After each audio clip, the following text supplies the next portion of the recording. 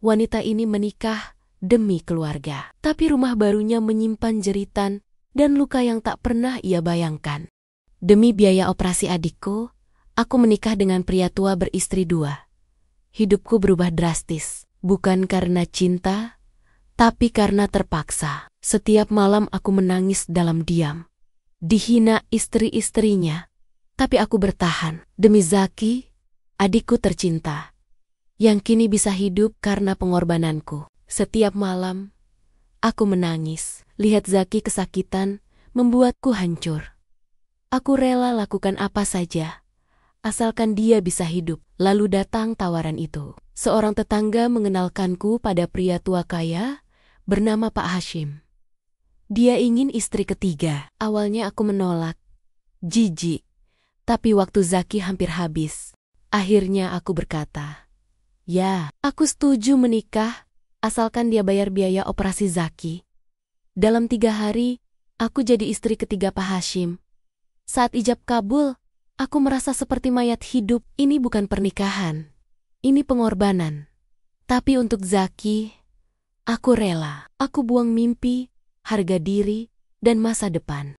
Malam pertama, aku menangis. Pak Hashim bersikap baik. Tapi tetap saja, aku takut. Aku merasa seperti dikurung. Beberapa hari kemudian, uang operasi diberikan. Zaki dibawa ke rumah sakit. Alhamdulillah, operasinya lancar. Aku bisa tersenyum meski senyum yang penuh luka. Tapi rumah ini neraka.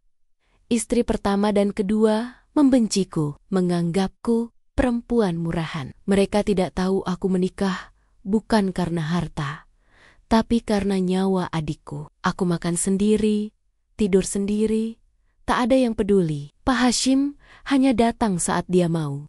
Setiap malam aku menangis pelan, memandangi foto Zaki. Yang penting kamu hidup, Dik, bisikku. Tapi batinku sekarat. Aku bertahan dalam rumah yang tak kuinginkan.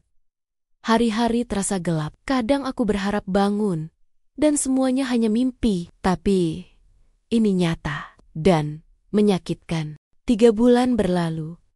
Zaki mulai pulih.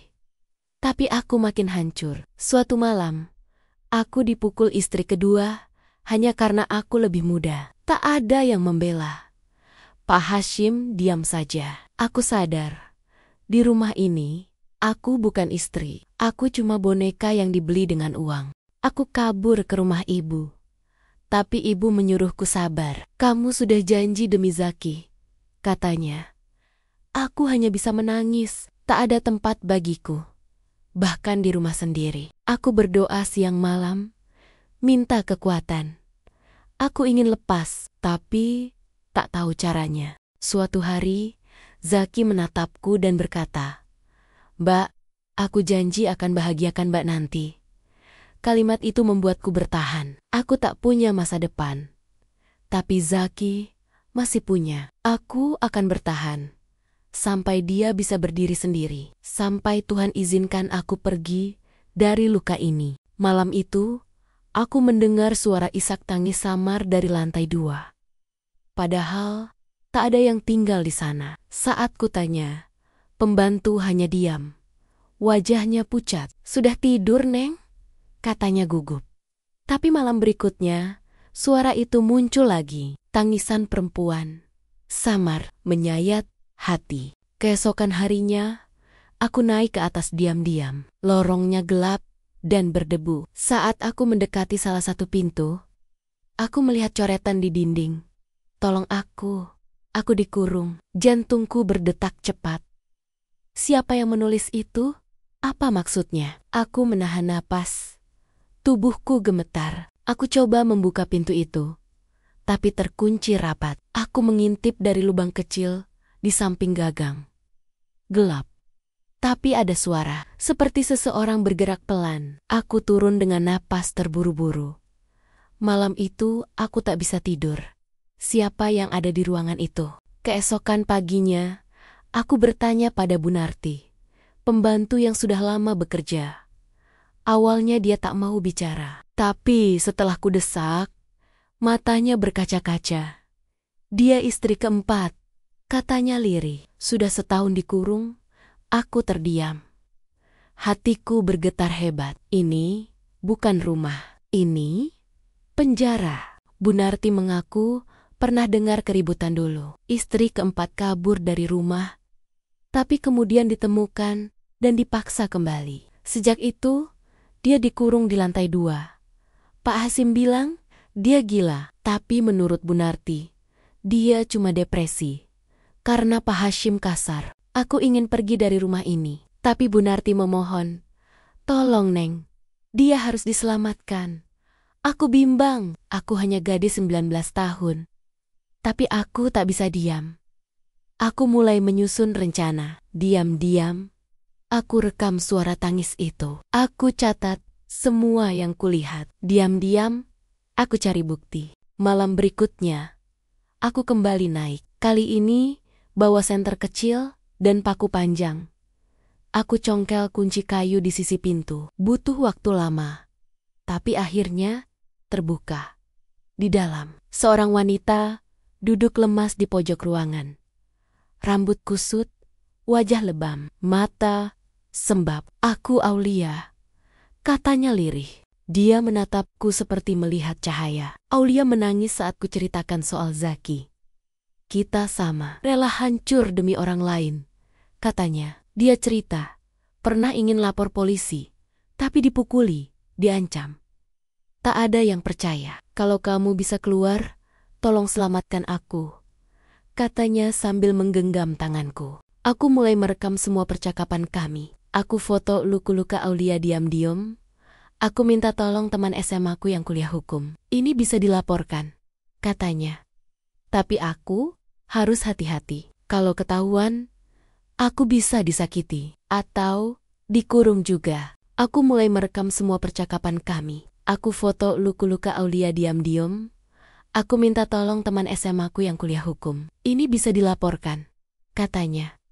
Tapi aku harus hati-hati. Kalau ketahuan, aku bisa disakiti atau dikurung juga. Pak Hashim mulai curiga. Kamu banyak tanya akhir-akhir ini, katanya dingin. Tatapannya tak lagi ramah. Aku pura-pura sakit agar bisa diam di kamar. Tapi malamnya, seseorang dobrak pintuku. Jangan macam-macam, Aira, bisiknya. Aku menangis, tapi tidak mundur. Aku sudah terlalu jauh. Aulia makin lemah.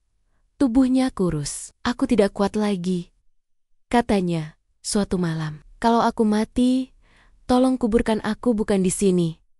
Hatiku hancur. Aku tak boleh terlambat. Aku kirim semua bukti ke temanku. Dalam 2 hari, dia datang ke rumah, menyamar sebagai relawan. Aku dikurung di kamar sendiri. Dikunci dari luar, HP-ku dirampas. Tapi untung aku sempat kirim lokasi ke temanku sebelumnya. Pagi itu, sirine polisi terdengar. Mereka dobrak gerbang rumah. Aku menangis saat pintu kamarku dibuka. Aku selamat, kami semua selamat. Pak Hashim ditangkap, dia melawan. Tapi polisi menemukan Aulia di lantai 2. Dengan luka dan kondisi menyedihkan. Polisi juga temukan rekaman suara, foto bukti, dan pengakuan Bunarti. Semua cukup untuk menjeratnya. Akhirnya, neraka itu berakhir. Aku duduk di depan rumah sakit, menunggu Aulia dirawat. Zaki menelponku. Mbak, kapan pulang? Aku menangis. Segera, kataku. Tapi hatiku masih di sini. Dengan luka yang belum sembuh. Aku tahu, kisah ini akan membekas seumur hidup. Aulia dibawa ke pusat rehabilitasi. Aku rutin menjenguk. Dia mulai bisa tersenyum. Terima kasih Aira, katanya. Kamu malaikat penyelamatku. Tapi aku tak merasa seperti malaikat. Aku hanya kakak yang terdesak, lalu berubah menjadi saksi dari kebiadaban. Di persidangan, Pak Hashim duduk dengan wajah datar. Tapi semua kesaksian tak bisa dibantah. Dia terbukti bersalah. Dijatuhi hukuman 13 tahun penjara. Para istri lainnya bungkam. Mereka tak membela. Mereka takut dan mungkin juga merasa lega. Aku kembali ke rumah. Ibu menangis memelukku. Zaki juga. Maafkan ibu, katanya. Aku hanya bisa mengangguk. Luka ini terlalu dalam untuk diucap. Tapi satu hal pasti, aku tak lagi sama. Aku belajar bahwa cinta bisa menyelamatkan, tapi juga bisa menghancurkan. 3 bulan kemudian, aku mulai menulis cerita ini. Bukan untuk terkenal, tapi agar orang tahu. Jangan remehkan jeritan perempuan yang disakiti. Jangan diam ketika kebenaran dikurung. Karena di balik senyum perempuan, bisa jadi ada neraka yang tak terlihat. Zaki kini sembuh total. Dia mulai sekolah lagi. Kadang aku menatapnya dari jauh dan berpikir, semua rasa sakit itu tak sia-sia. Aku kehilangan kebebasanku, tapi menyelamatkan 2 nyawa. Zaki dan Aulia. Itu cukup untuk membuatku berdiri lagi. Namaku Aira. Ini bukan cerita cinta. Ini cerita tentang luka, pengorbanan, dan keberanian. Jika kamu membaca ini dan sedang terjebak dalam hubungan yang menyiksa, ingat, kamu punya pilihan. Jangan tunggu diselamatkan. Bangkit dan selamatkan dirimu sendiri.